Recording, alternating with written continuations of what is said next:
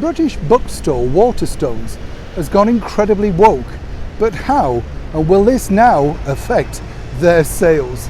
Hi, good morning, Neil Sean here in the heart of London. I hope you're keeping well. That is, of course, the splendour of Lambeth Palace behind me, a very historical building. I love it in there. They do wonderful garden parties as well during the summer. And when you walk around there, you can imagine, all the history that's gone on with the people sort of, whispering to each other about matters of the church. This, of course, is the home also of Justin Welby. Yes, that man who very famously did not take out that secret marriage for Harry and Meghan, as they claimed in that Oprah Winfrey interview. Always makes me smile at how embarrassing for him that he had to put out that statement though, truly. But back to the bulging shelves of Waterstone books. Now, what I find interesting, as I've often said here on the show, in this climate where buildings and people and everything from restaurants, cinemas, theatres, all of that sort of stuff that need public support, they decide to go woke just at the wrong time. And for those that are still unsure about what woke is, to me, it's about box ticking, It's about saying the right thing, looking right in the public space. We all have our own minds, our own individual qualities. Why do we need to told exactly what we should be doing, what we should be thinking, and what is the right thing? We all know the right thing inherently, don't you think?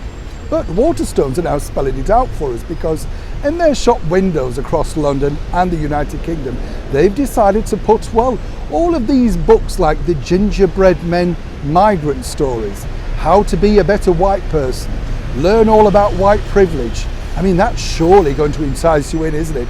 I don't know about you, but I'd be more impressed if they had biographies on Ava Gardner and Lauren Bacall, My Life, stuff like that, something that's got a real meat to it. I think the bigger problem though, when you look at this situation, is this.